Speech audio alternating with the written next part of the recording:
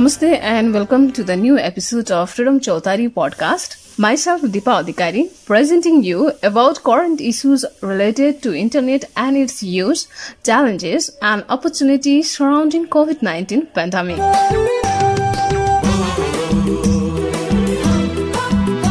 Today in this episode, we are incorporating online conversation that was hosted by the Internet Society Asia Pacific Bureau, which is one of the series of online conversations. Basically, discussion is focused on the role of internet played in helping communities deal with coronavirus pandemic. Panelists for the discussion are STRICKLAND, Chief Advisor, International InternetNZ, New Zealand; Osama, MANZAR, Founder Director, Digital Empowerment Foundation, India; Sumon Ahmed, SABIR, Chief Technology Officer, Fiber at Home Limited, Bangladesh. Also, Asia Pacific Internet Society, Adrian 1. Program was moderated by Rajnesh SINGH, Regional Vice President, Asia Pacific Internet Society. Questions addressed during discussion are: how would it have been if the internet didn't exist in the way it does today? What aspects have worked well? What hasn't worked well? Were there any special internet offers by service providers in the wake of COVID-19, and how has that helped?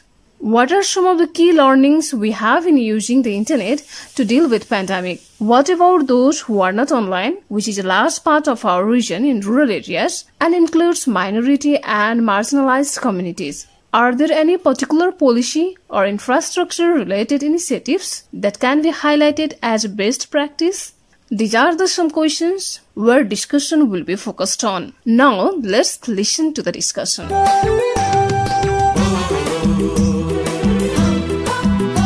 The way we'll do this today is, I'll try and make this as dynamic and as interactive as we can. So there'll be no slides, there'll be no drawn-out speeches, and so on.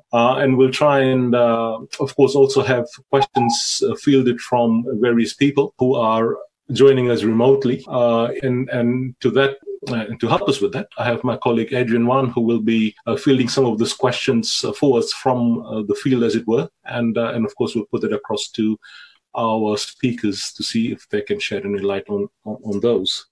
With that, one other quick thing: if you are participating remotely and if you want to ask some of the panelists a question, please do so. If you're on the Zoom platform, please do so using the Q&A. You will see the Q&A little icon on your screen at the bottom, usually, or perhaps at the top if you're on a tablet or mobile device. That way we can keep track of what you're asking, and some of the speakers, of course, might very well answer those questions directly instead of waiting to speak, to verbalize the answer. Similarly, if you're on any of the other platforms, live stream and Facebook and so on, please put your questions in the chat, and we'll try and get as many answered as we can. We can't promise we'll answer all of those. Obviously, we have a very short time to do this in, but let's see how we go. So to start things off, let me bring in Alan. Alan, so, New Zealand was perhaps one of the early movers in terms of lockdowns, and very decisive, in fact, in what it did and how it did it. I think we can also safely say, as a result of that, we've seen the number of infections, and that's perhaps the lowest in the world, or at least close to it, if I'm not mistaken. Restrictions are easing across the ditch in Australia. I think we've sort of shared that slight easing of restrictions. So let's see how that turns out. But in terms of what happened as the lockdowns came in place, I also recall Internet New Zealand itself had even trialed a work from home program prior to, I think, the lockdowns being put in place, to see how things would function. So perhaps you could share some views with us on how, as an organization, Internet New Zealand coped with working from home, but as well what you saw in New Zealand as a whole.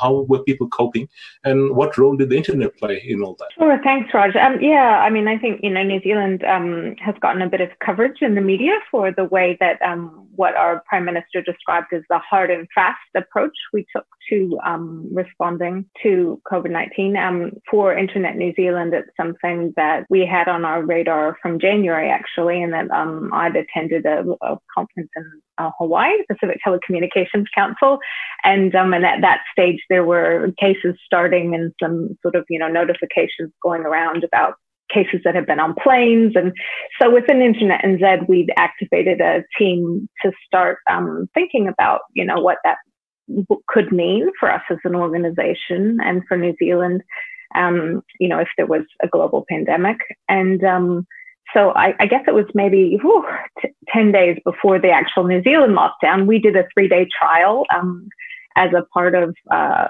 special working group on COVID-19. And we decided to do a 3-day trial. We do a lot of working from home. We're InternetNZ, but usually it's for a day or two and people come in and out. And the idea that everybody go home and try it out, not just for a day, because it's easy to kind of make do for a day, but for 3 days. And we did that and found there were certainly some challenges to it for people, both logistically, but also kind of, psychologically, logistically. Not everybody has space in their home. And then it would be about a week and a day after that, we were informed of the alert level system in New Zealand by the Prime Minister, and it really became very clear to the New Zealand public that there was likely to be action needing to be taken, and that would include activating work from home. So as part of it, we have a 4-tier system, and from tier 2, which is they activated it and said you're now at level 2, it encouraged work from home from anyone who could. It was then only 4 days until we were into complete lockdown. So 3 days later, they announced that we were at level 3, and then in 48 hours, we would be at level 4. And at level 4, it was one of the most sort of hard lockdowns in the world. It really was everybody go home and stay home. The only things that were open were supermarkets and pharmacies, but that a lot of your interaction needed to be online. And so that was working if you could, that was school, that was government services, medical services, your GP, buying from the supermarket or the pharmacy if you could, although those were still open if people needed to go out. But connecting with your family, we had a concept of a bubble. So people who lived in your house were your bubble and you weren't to be in touch with anyone else. But that means a lot of things for mental health, and people's family connections who are bigger. And so really, we were very lucky in New Zealand. What we found from our trial, and I think played out for broader New Zealand, is that over the last, 10 years, probably longer actually, maybe 20, successive governments had invested in internet infrastructure. We had an ultra-fast broadband initiative, a rural broadband initiative, and those had put in place a network that could cope with a lot of use and people going home, and that people had, there'd been good uptake through a lot of work by a lot of players in telecommunications as well as government. And it meant that all those things going online certainly saw heavier demand and different demand than you would when people are in the offices.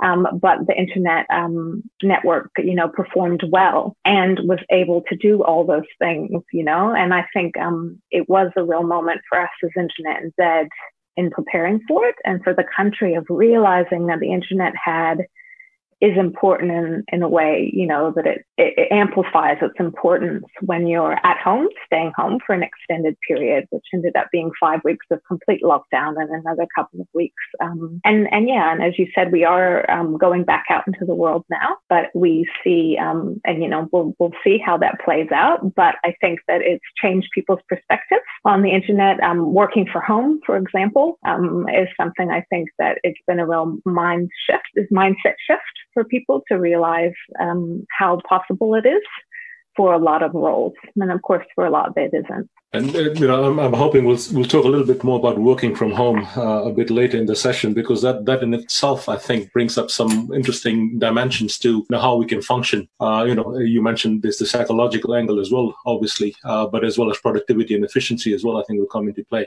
So we'll hold the thought and hopefully come back to that. Let me bring in Osama from Delhi. So from one of the decisive early lockdown countries to the world's largest lockdown. Osama, I think many of us saw, at least many of us overseas, saw on TV how there was this somewhat rather massive internal migration of laborers and daily wage workers from various metros and tier 2 and 3 cities back to their homes as the lockdowns were announced. Some of the images were actually quite distressing, and I think even Indian media has covered it quite significantly. What that also brings up is that, most of these people, of course, were moving back to rural areas, to their villages and so on. And knowing that, we have challenges in India in terms of access and connectivity in rural areas, knowing that, these are the poorest of the poor who had to then, in one case, on TV here in Australia last night, we had a program that was showing that interviewing these people who were intending to walk 1,300 kilometers back to Bihar to get home because there was no public transport or other means, and they didn't have the financial means otherwise. But apart from the financial issues and the logistics issues around that, there's also the case that, for a country that size, it's also very important to be able to pass timely, relevant, and accurate information to people to ensure they do the right thing. So knowing what we know, what did you see? I mean, knowing, of course, that your organization works quite a bit in rural areas. So perhaps you can share some thoughts on how you saw that evolving and what impact do you see going forward? And of course, maybe some general comments on how India has handled the lockdown and what role the internet has played. You're muted, Osama. So thank you, Raj. And I wanted to say hello to Ellen and Sumon. Being a co-panelist, we can't hold hands of each other to, give what kind of question and answer that we relate in the audience. But now, at least we should say hi to each other. And welcome to all the 100 plus and 150 plus people who are actually online. Thank you very much for joining. Raj, you are from India, so you said most of the things that, what is happening in India. But just to give a perspective of lockdown, COVID, health crisis, and because of this crisis, the crisis that we have created ourselves, So just to give you an idea of a broad number, and I just researched and found out because of this migration that India, though looks like a mobile-first country and one of the second largest connected country in terms of numbers, yet our connectivity is very, very fragile. To give you an idea, out of the 70 to 80% people who are mobile connected, we do not have more than 550 million people. We have 550 million people who are connected through feature phone and prepaid connectivity. And I'll tell you why I'm saying this is because these are the people who are informal sector, laborers, migrants, villagers, who are, if at all they are connected through feature phone and prepaid connectivity. Only 400 to 500 million people have smartphones, but out of which only 200 million people or less have rural-based connectivity to internet or smartphone-based connectivity to internet. So that gives a perspective that how low or infrastructurally low connected we are as a country, which sheerly because of numbers we come number 2 in the world, being connected.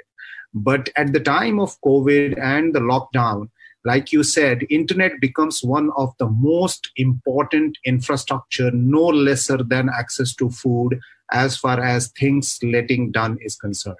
And there was a research that was done by the migrant laborers that they all needed talk time available to them without payment while they were migrating because they wanted to be in touch. So your other points that you gave us, that how much ISP's role in this, how much subsidy in this, how much talk time in this is actually required in a developing countries when people are connected and relied on internet or talk time. How can you give those benefits to the people who are actually always connected, even if you are not being provided with food and other, because they need to be connected to access to information, This the second part is, in this entire lockdown, the biggest thing that we saw is the fragility of, or the, what information does to us, or the lack of it, or the misinformation. The biggest casualty is information itself and the knowledge itself and the reliable information itself. Apart from the rumor, there was no reliable, proper information at the time of distress. was available or has been made available. The rules are changing every day. The informations are changing every day.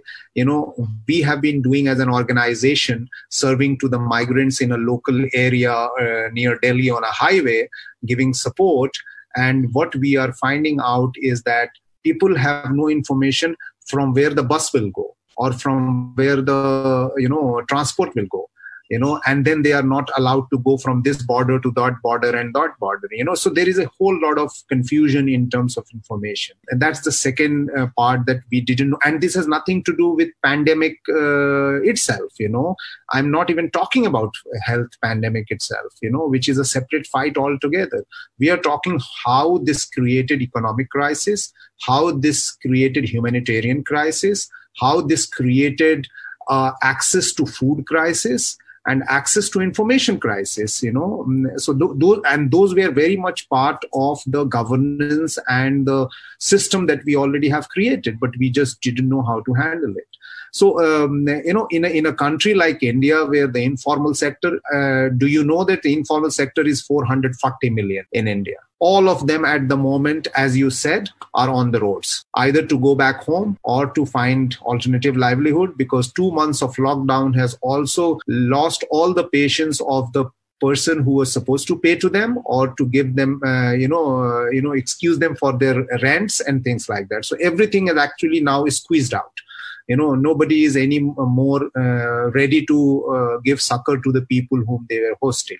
Most of the people are unpaid and all that. But coming to internet, I would like to highlight that availability of access to information, access to data, and access to talk time is one of the biggest thing that any government like India should have made available. And we wrote to the Prime Minister as an organization that it should have been made, is the first thing that any organization, any country that must make available.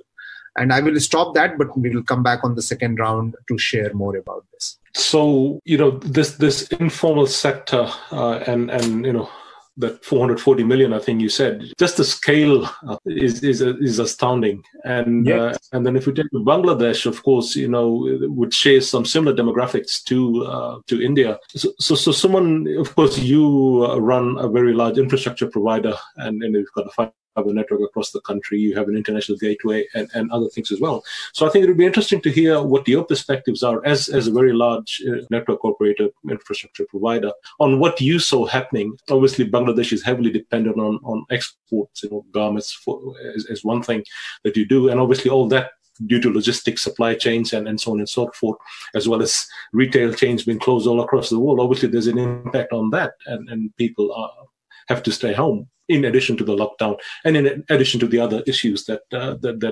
prevail. So perhaps you could share some views with us from your perspective on how you saw things evolving, and as well, maybe you could also touch on what you saw from the infrastructure perspective. One of the concerns many people were raising when lockdown started was that the internet wouldn't cope. I think what we've seen quite, pretty much all across the world, is the internet actually did cope. Most of the problems were in the last mile or the middle mile. They were not really a problem with core internet infrastructure. So maybe you could also share some thoughts on that from your perspective. Thank you, Raj. Actually, first, I will just say that from the talk from Osama, that it's basically a similar thing happened here, which is smaller scale, because the country is small, but population density may be higher than India, but it's kind of what I should say, that internet and technology give us a lot of opportunity to manage it much better way. But unfortunately, we have miserably failed to take the advantage of the technology in terms of management, in terms of prediction, in terms of erring people. Same thing happened here. And lack of coordination among different stakeholders. The major fault happened here in Bangladesh during this lockdown. We started in a similar time with India. We stopped everything, closed everything. And in fact, we could have claimed like New Zealand that we also survived in a better way, but we couldn't do that. Maybe there's one reason is the population, huge population, and main reason is the lack of coordination. You talked about garments industries, and they created the first mistake that, we have a lot of orders, we need to open up somehow, we'll make social distancing and we'll work in a small scale, we should start. When they just opened up, we see thousands and thousands of people actually coming up from different parts of the country to the Dhaka and other cities where these garments industries are. There is no communication. So they have to walk, they have to take different kind of transport medium, different places. They came to Dhaka.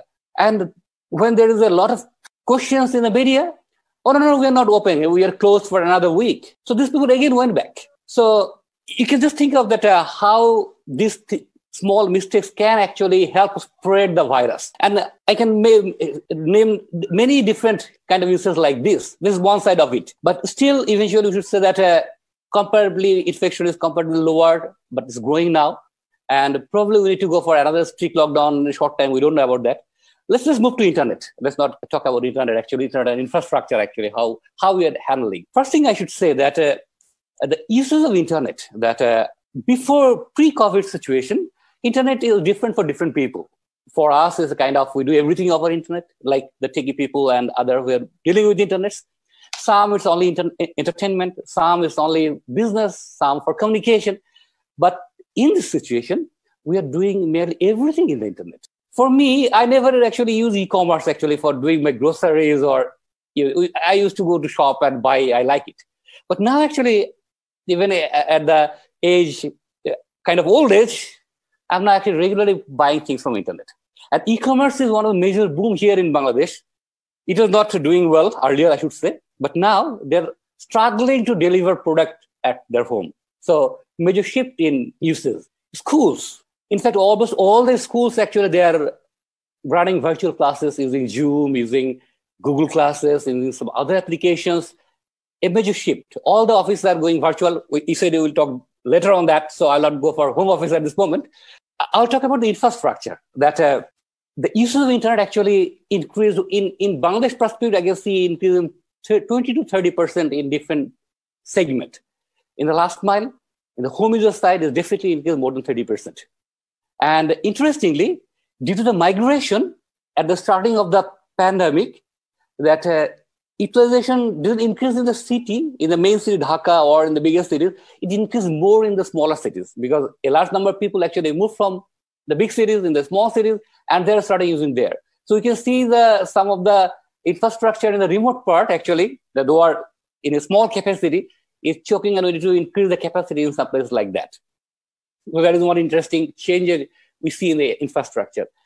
And uses of this video and internet conferencing is a lot. Office users reduced significantly because people are working from home. So we can see a surge in the use of the broadband. So small ISPs, actually, they have to increase their capacity in some cases, serve the uses for need of the internet broadband users. So, and I can see the reduce in the mobile data services, that it didn't increase much because people are at home, and the Wi-Fi is the lifeline in the city. Again, where there's the broadband infrastructure, that people are using actually more depending on the mobile internet. And one thing actually that really helped people and the ISP that really contribute in this situation, the healthcare system is kindly in a kind of overwhelmed with the patients, and they're not offering service properly. So it's very difficult to get an appointment to a doctor and talk to a doctor. But one thing really helps here is telemedicine. That some organizations came up with telemedicine services, and some ISPs volunteered their IP telephone numbers, because in Bangladesh, most of the big ISPs have IP telephone service. And those IP telephone is connected with the mobile and the landline telephones. So this virtual call centers is now actually operating. Doctors are sitting at their home using IP number or even their cell phone. They can actually talk directly to the customer. There's a hunting number. People are calling into that particular IP telephone number, and they can reach to a doctor and at least get some sort of suggestion, some sort of advice.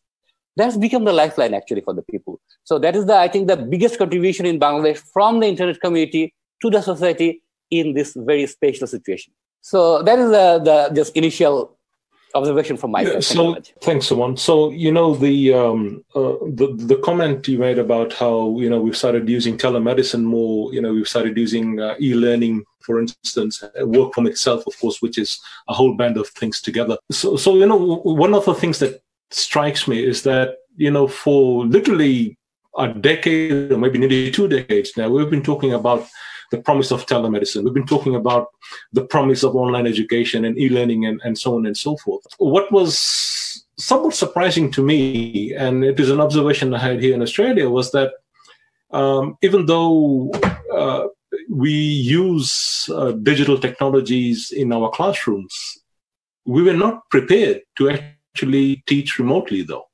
We were not prepared for e-learning. And schools here struggle, at least in New South Wales. I know they struggled to do that. In fact, right today, and we're starting to ease restrictions now, and school will start in a couple of weeks or next week. In fact, at least public schools will. They still are struggling to cope with delivering education over online methods. And this is a fairly wealthy, developed, advanced country which is struggling to do that. So you can imagine how it could potentially be in other parts of the world, and what would they do to cope? And similarly with telemedicine, again, we've always talked about how telemedicine can revolutionize healthcare and so on. Yes, indeed, in some developing countries, I think they've been put to some good use, but largely I don't think they were in mainstream use. It was more a reactive use of the technology as opposed to a proactive use of the technology. So I think that's a nice lead in into the next part of the conversation on, what do we want? Some forces have been changed. Some things, we've been forced to change the way we do a few things and how we do that. What I'm also hoping is that, these changes we've been forced to make will stick, and that, we'll continue to embrace some of these things and ensure that, if there's another pandemic or some natural disaster or whatever else happens in future, at least we're far more better prepared to deal with those. So Alan, if I can bring you back in, how do you see that playing out, in terms of that? And the other little thing I want to get into is, the issue about the economic impact of this. Obviously there's massive economic impact, but at the same time, as I think Sumon mentioned, that we've had not necessarily new industries, but industries that have adapted themselves to try and improve what they do and deal with the situation. Food delivery was one example. The ecosystem that exists around working from home. And as an example, here in Australia, you could not buy webcams and mics for a couple of weeks because they were all sold out. And the pricing was ridiculous. What I normally would have paid $100 for, I was paying $250 for. Sanitizer was selling for $50 for a small bottle, whereas you could buy that for $4.95 back in the day. So perhaps some thoughts in and around those from you, Alan. Yeah, Raj. I mean, I think we certainly are going to see innovation and change going forward, driven in part by what you said, is that some of the things that we've learned are going to continue. And I think it's very interesting. I'd actually noted, today the Director General of Health for New Zealand actually said that telemedicine is one of the things that has very much surprised everyone in the health sector, and that how well it works. And realizing that for a lot of, obviously not for everything, but for a range of especially sort of general practitioner issues where it's somebody you have a relationship with, more routine things, sometimes follow-up meetings with a specialist after a procedure, that can be done online, and it actually works very well for everyone. It's more comfortable for patients who might be recovering, reduces communicable diseases, all kinds of things. So we actually said that they're going to be doing a major piece of work now within New Zealand in the health sector to realign how that would work in terms of paying GPs, in terms of a whole sector revamp, basically. And I certainly took a moment of sort of laughing, as having been in internet, sort of policy work for ages, that we've been saying this for decades, and that it took seeing it in action for them to say, oh, actually, this is really, it doesn't replace having one-to-one consultations completely, but it has a place and it can be a really valuable thing. So that's a really cool thing that I think we'll see forward. I think, the working from home thing is huge, in that for people, who were forced into it, who might have wanted to try it, managers who were nervous about it, found that it did work. I do wonder what that will look like going forward, though, because certainly as a part-time working from home person for a long time, the experience of being one person working from home when most people in the office is very different to everyone working from home. And so the experience isn't necessarily going to be the same post-lockdown to say, when everyone isn't working from home. I actually found it in many ways a more collegial working environment, that, everybody was on the same position of being at home, and you all kind of, you set up your processes working from home first. And that worked really well. I do think the retail side is where you'll see quite a lot of innovation. I know a lot of people, doing home supermarket deliveries that had never tried it before and realized, how convenient it is, the amount of time saved. I have a little one at home, and I certainly will probably be doing it from now on, because realizing that having my groceries just turn up rather than having to drag a 3-year-old to the supermarket is worth more than paying a few dollars for a delivery. So I think that there's a lot of things. But, I think it has pointed out, and maybe this is the next section, but it's pointed out some things we still need to work on. And even for New Zealand, the lack of connectivity for all, kind of digital inclusion. And that doesn't just include the connection, but the skills, and ability to use the internet. There are real issues there. And I think the place that really showed through the most in New Zealand was around schooling. So I would say, the same thing to you. There was a lot of talk about e-learning, about rolling out devices and quick connectivity. And in the end, they set up TV channels and did TV programs, and sent out packs of paper to lots of households. And, and I think that's partly about the connectivity, about having the right platforms. My 3-year-old was doing remote learning. And I'll tell you what, 30 under 5-year-olds on a Zoom is not really the place for learning. There's a lot of screeching, but I think, there was also some activities and videos and things they did that were really amazing. So, yeah. So I want to pick on that rural angle, and I'm going to say something here about a concern that I've had for a fair number of years now. Actually, is the new digital divides that we've been building through various applications and services. And one of the things that always pops up is that for instance, when a network operator launches a new service, are we going to go 5G? These days, the buzzword is 5G, and so on and so forth. But it's the quality of that connection that comes into play, doesn't it? Because about a year or so back, I happened to be in Delhi, and I was on a 4G network, supposedly. I realized that, my 4G connection was probably behaving more like an edge connection rather than a 4G connection. So I ran some tests. And it so happened 2 days after that, I was in Seoul, in Korea, and I ran the exact same test there. And of course, I was roaming on my phone with my providers. I was roaming in both cases, logging onto a local network provider and so on. I don't think it'll surprise you to say that the performance I had in Korea was somewhere in the vicinity of 100. But still 4G. My phone still told me it was a 4G connection. And so that's that new digital divide that I'm really concerned about. And it's not just whether it's 4G and what sort of throughput you're getting, but as well, the applications that we use. Someone mentioned how video traffic has increased, people working from home, Zoom and other platforms that are around. And I think most of us, all of us on this call are perhaps a bit privileged in a way that we are able to use all these technologies. We can afford all this.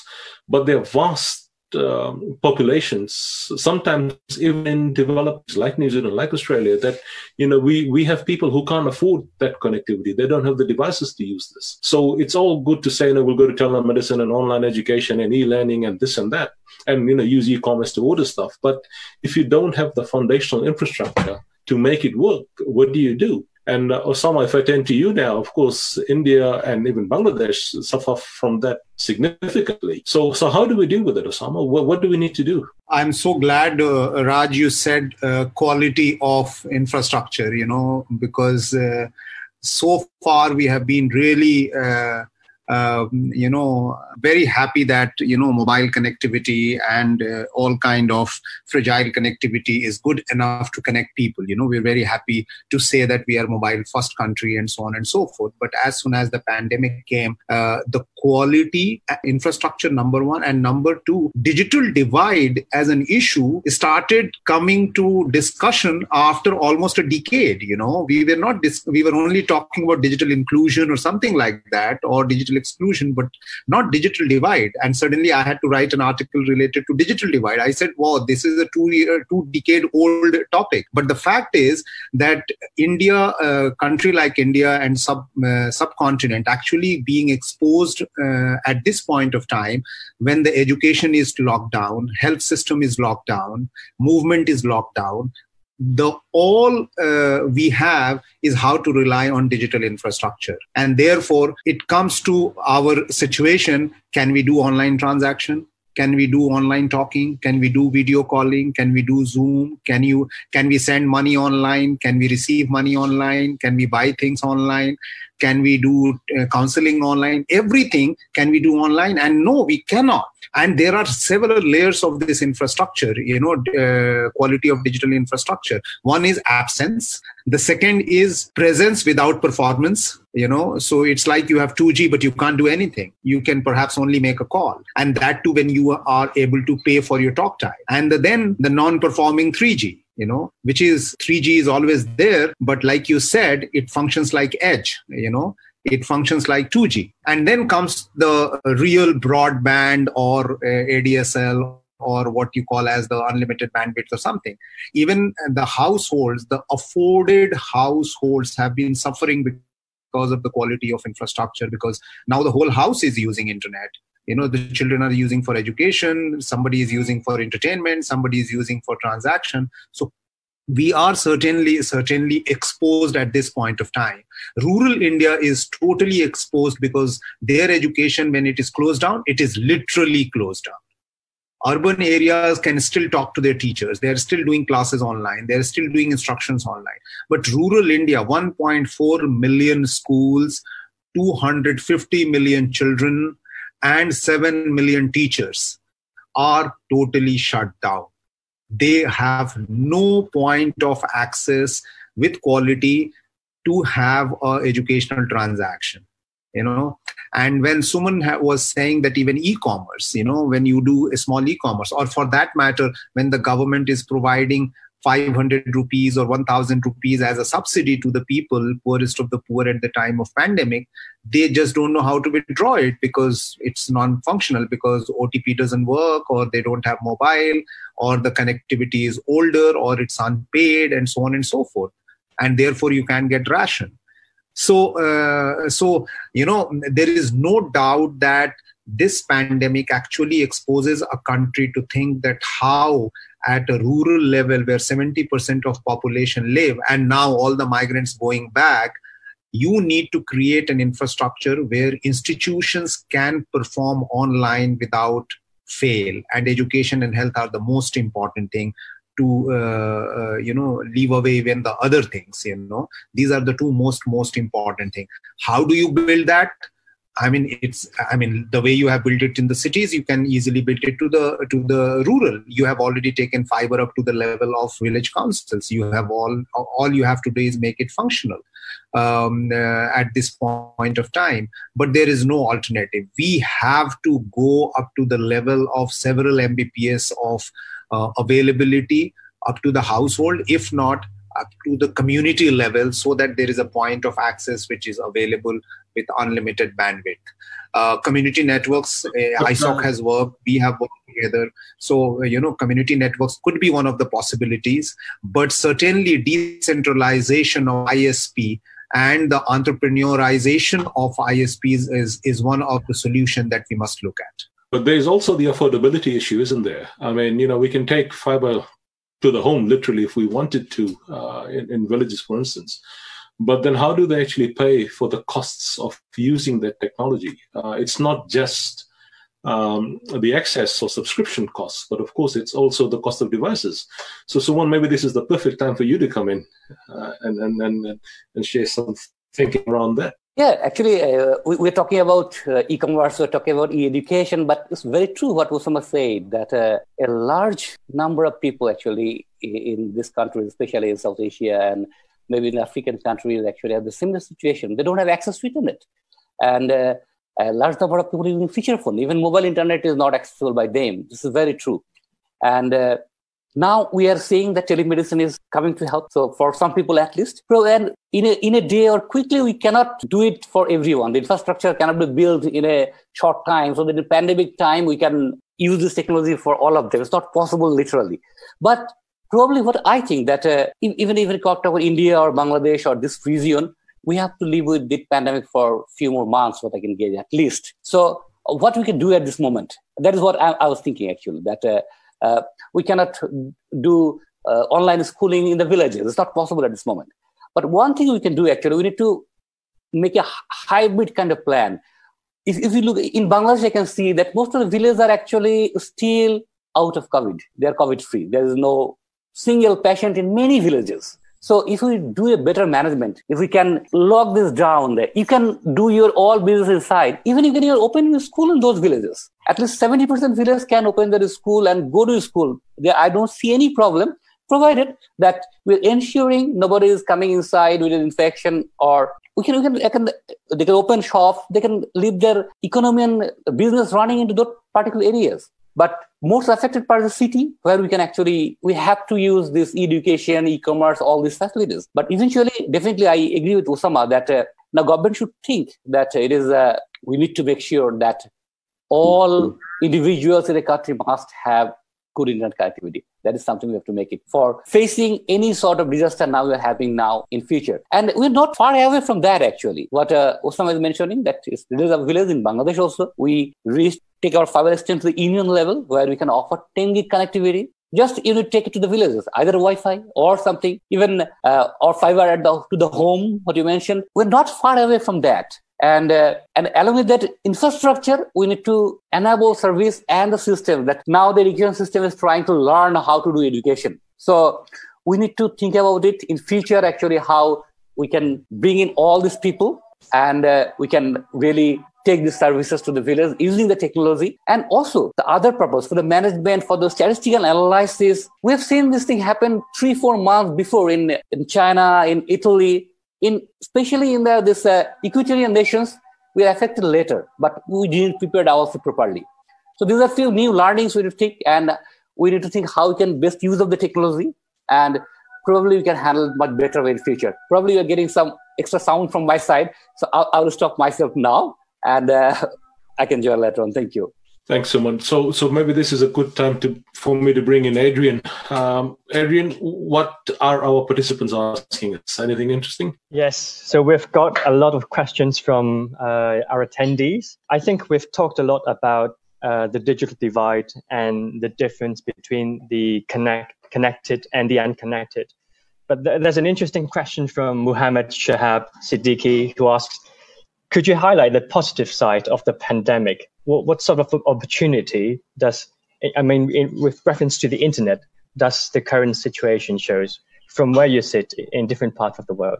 Okay. And is there another question? Maybe we can take 2 or 3 questions and then answer. A couple of questions about, so now we don't have a perfect infrastructure for everyone.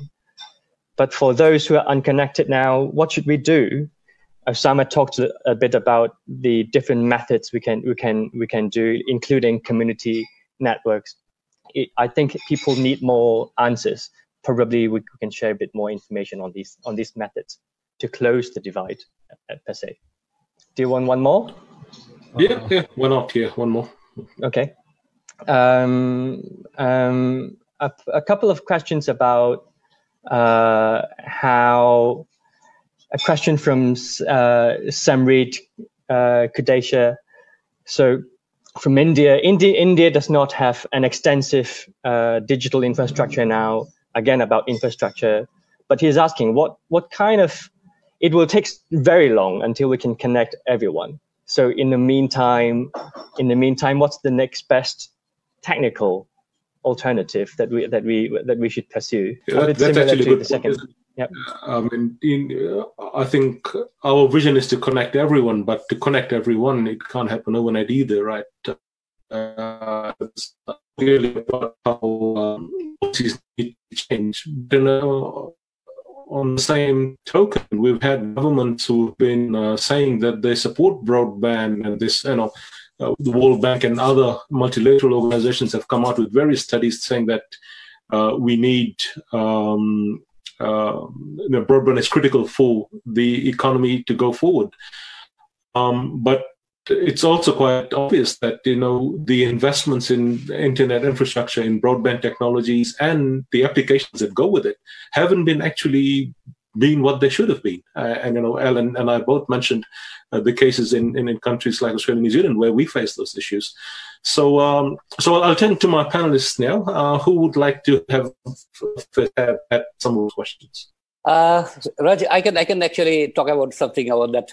What positives actually we are getting from the pandemic? The first positive, what I can think that it's exposed a lot of things. We were living on some heights, something we are doing which we doesn't need at all. So it's hard really to have learned that many things we actually don't need in our life. And we can avoid them, we can spend that time in a better way. Now we are able to meet our families, friends. We are meeting them virtually. But even before pandemic, we made ourselves so much busy with so many things, we really didn't have time to meet our family. Even what I can tell that my 6 brothers and sisters were living in the same city in Dhaka, and we usually meet maybe once in a month. But during pandemic time, actually virtually we're talking every day. So there is the change, there's a reality, and we should find some time for our family, for our neighbors, and we can actually work less. We do not need to take that much stress what we usually take our earlier time. So that is one of the main positive probably I have learned in this pandemic. And let's not make our life so much complicated and busy.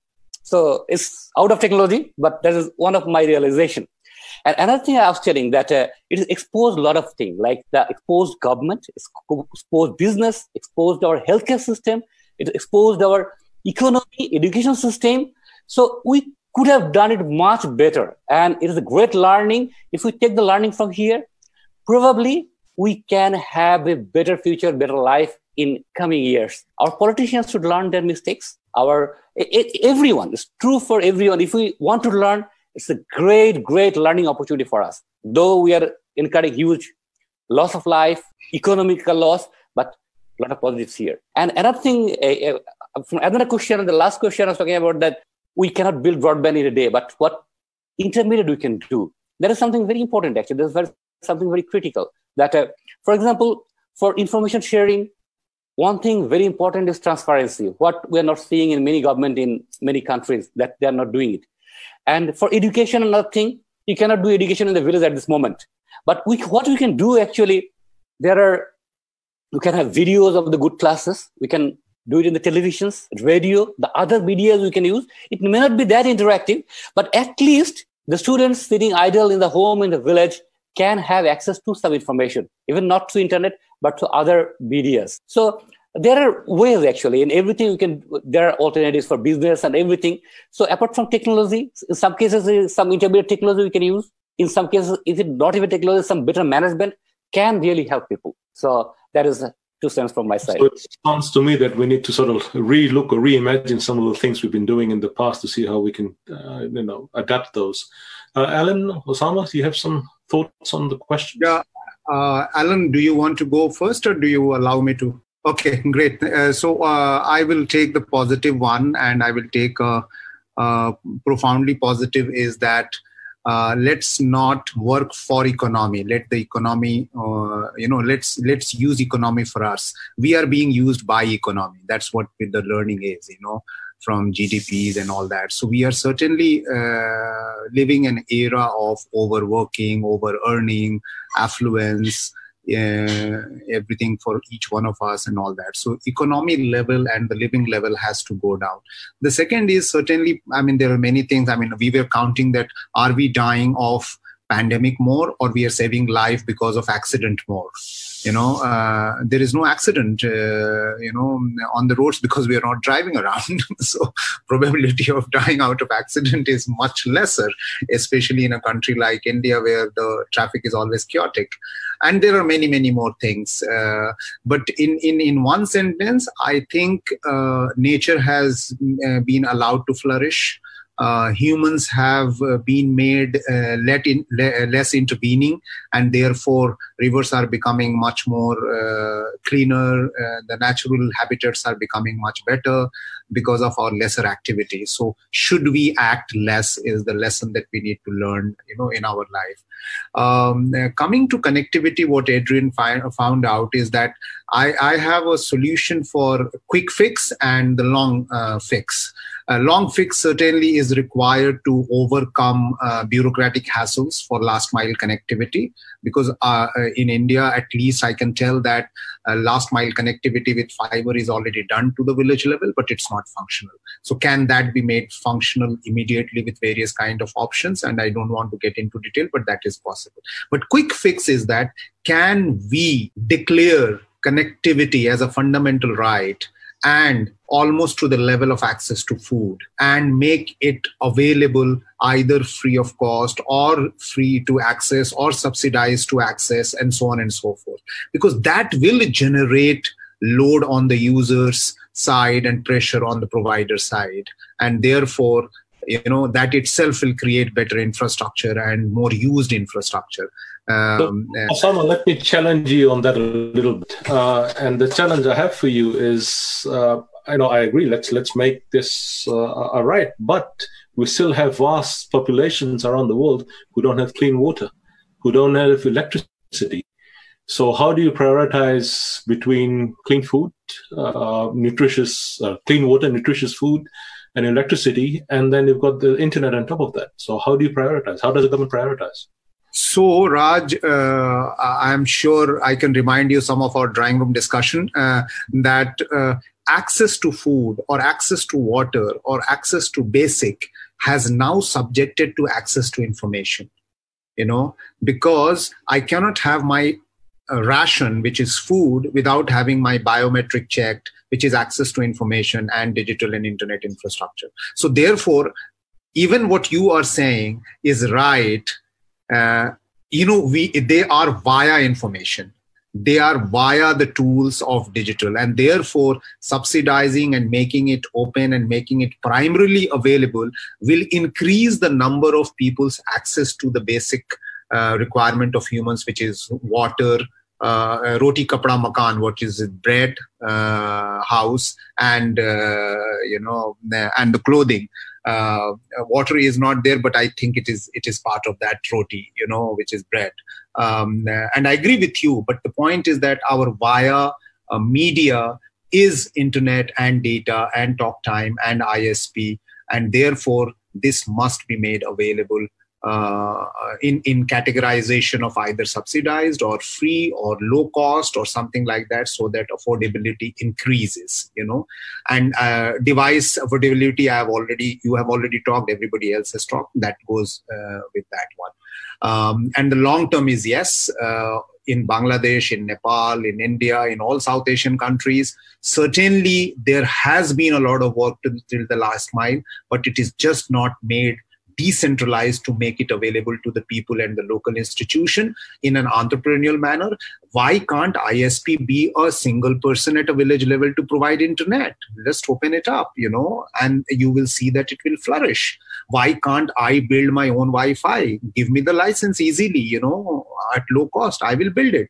So, entrepreneurization is very, very important. And maybe now it's time, because we don't have too many livelihoods left in any case. It's better that we create internet and access as a means of livelihood and entrepreneurship for the people to create new business and new opportunity to earn money. Yeah, so I'll touch on all three of the questions. I'll start out with the positive, the opportunity, and follow on from what Osama was saying, in that I think it's about the opportunity. The positive is I can see clearly how the internet can contribute, and I think a lot more of us can, to mitigating and stopping climate change related, global disaster.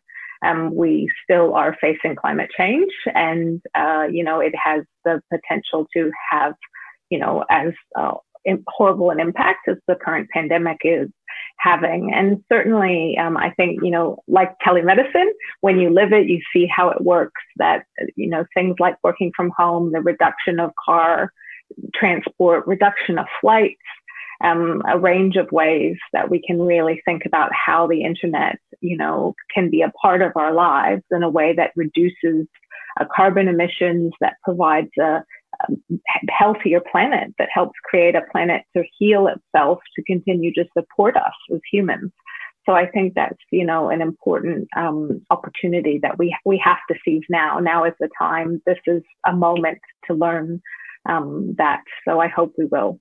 And in terms of, infrastructure, I guess I would close by sort of promoting InternetNZ just this week, or end of last week, launched a digital inclusion 5-point plan.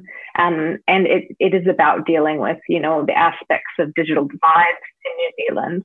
And I think that the way forward on those long and short term, it lists some things to tackle. But what for me is important is that we developed it with community organizations and people on the ground, a range of technical and, human rights, disability, community, civil society organizations who understand their communities, their needs, what can be done to create the digital inclusion that they need, quickly, but also for the long-term good, and, have dozens of signatories now to it, working to get government support for those initiatives. And I think that's the thing, is that we have to, there isn't a silver bullet. 5G, mobile, it's about working together to do this and listening to people who, know their circumstances and what they need, because we all understand now how important the internet is. Yeah. Oh, thanks for that, Ellen, and congratulations to Internet New Zealand for your initiative on the 5-point plan. So, wonderful to hear that. Adrian, I think we can take one more question before we start closing this session out. Is there anything that you would prioritize in terms of questions, which is really interesting? Well, I have to say thank you for all the questions. We have a lot more than we can answer, but still, thank you for the questions. I'll just pick one that's interesting to me. I'd like the panelists to discuss when we look at how different countries approach the pandemic, what kind of policies they've taken. Is there such a thing as an Asian approach as compared to Western approach? So the question is, would you say Asian countries are doing this better than Western countries? Please. So, I think the approach, so the overall approach to the pandemic, I think, has been interesting. And I think if you look across the Asia-Pacific region, I don't think there's been one type of response. I think there's been multiple types of responses. New Zealand, for example, is very strict. India did it in 4 hours. And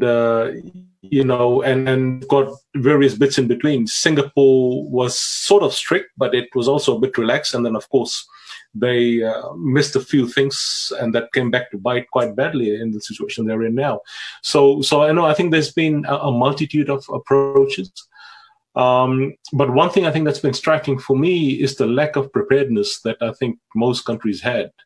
And the other thing that's really come to the fore, frankly, is the lack of leadership. We look to our politicians and our leaders to guide us through. Most of them were fumbling for a while. Some of them are still clueless, frankly. And that, this morning I was in a conversation with another colleague, and the point I made to her was, which is a point a friend of mine made to me yesterday, that we don't seem to have real leaders and statesmen and stateswomen anymore. What we have is people who want to be politicians, who want to run a country. It's very different, and that person also said that if there's one prime minister I would like to have, it's the New Zealand prime minister to be my prime minister. So yeah.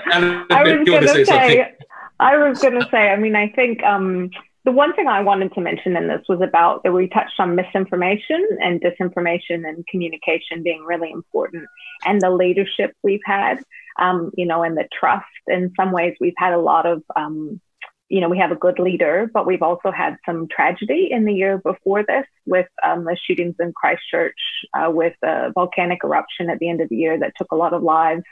And so there's been trust build up in our leaders under difficult circumstances over the last year. But, there's also been, they've used the internet to communicate well. Like one of the mainstays of people during the lockdown there was a 1 p.m. press conference that was the Prime Minister and our Director General of Health, and they got up and they told you what you needed to know. And it was for the media. They were in the room, but they live streamed it. And, there were millions of people every day in New Zealand that watched every day. After lunch, you get your cup of tea and you watch the Prime Minister and see what's happening. And they complemented that with, a website. We've just had an app launched today, which will be interesting to see. They did flyers, posters, billboards as well. But I think that consistent, deep communication, they've engaged a lot of academic and science communicators who they've brought in to do reports that they've talked about, that have done stuff on social media to help people understand the issues behind what the leaders are telling you, has been so important. So, I do think, leadership and communication is really important. And, but, having said that, we're still facing, and we haven't touched on it, we know we need to finish, but, things like the 5G kind of disinformation that's going around related to COVID is still popping up here, and it's a real concern that you do need communication to be really clear, and good leadership to get good action, but also to prevent, difficulty. So, you're quite right there. I think the pandemic was also an opportunity for the conspiracy cranks to come out in droves and do their thing, which was... yeah. And I think that's going to be a huge risk going forward with this. Like, it really concerns me, and the role the internet plays in that, and social media platforms is something that we're watching closely. But again, that comes, communication, leadership are really important. And in countries where you see that is particularly not strong, I think is where you see the real misinformation problems, arise. So we are a bit beyond time, so I think we'll need to wrap up now. So what I'll do is I'll ask, starting with Sumon, I'll ask each of my guests to give us a very short closing comment. And in addition to that, and maybe you want to speak to what we just discussed here, but as well, I want to hear from you, if there's one thing we need to do different, what would it be? In the learnings that we've had using the internet and technologies to deal with this pandemic. What is your one recommendation to either do something better, or if you've seen something that's a best practice, or if there's something we did terribly wrong in our respective countries, what's that one thing we need to fix? So, Thank you, Raj. Actually, it's not about technology or any particular technology that's solved. But I think you actually answered the questions very nicely just a few seconds before that about the leadership. We need real leader for the people, and they need to take timely decision. And to support them, there are enough knowledge, enough technology, enough expertise, just they need to come out of their shells. We don't need politicians running countries, you mentioned. We need leaders. We need leaders who feels for the people, who would like to improve the situation of the country and come out of this situation. That is what we need. There are enough knowledge, enough expertise, enough technology, but just they need to open up, they need to take support from others. That's all. That's all we need at this moment. Oh, thanks, Owen. And I'm in absolute agreement with you on that one. Osama, what do you reckon? Yeah, so beside agreeing to Ellen and Sumon, I would add that the most important thing is how to control dissemination of right information and allow free access to information and fight misinformation. In these kind of situation is the biggest issue that is challenging and that we should take. And of course, Ellen has already said, and Sumon, that leadership plays a lot of role in that one. And how do we do that? That's one thing that is required, is how to make sure that information flows well, correct, reaches everyone. Everything will be all right. Ellen, you want to have the last word before I wrap up? No, I think I've said mine, but I would the final would be, to add to that leadership, cooperation. I've been disappointed to see the failure of multilateralism and, politicians to work together. Little things like this, of sharing, of learning from each other, but also, looking to our leaders and organizations to actually, this is a global pandemic and we need to be working together as a planet and as people. No, thanks very much. So I'd just like to thank my guests on APEC Insights today. Much appreciate your time and for contributing to this discussion.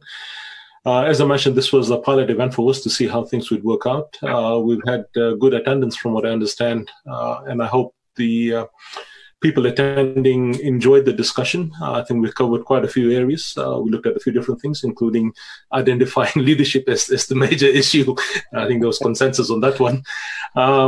So I do hope you will join us for a future edition of APEC Insights. We hope to be back in a couple of weeks' time. And, please do subscribe to our Facebook page and our Twitter handles. Thank you for joining us. Be safe, be well. See you again soon. Thank you, Raj, for bringing us all together. Thank you. Yes, thank you all. It's been a pleasure. Thank you. Bye-bye. Take care. We are almost at the end of Freedom Chautari podcast. Hope you found this episode useful and interesting. However, as always, we eagerly wait for your genuine comments on our podcast issues. Myself, Deepa Adhikari, signing out for today. Thank you for listening us. Namaste.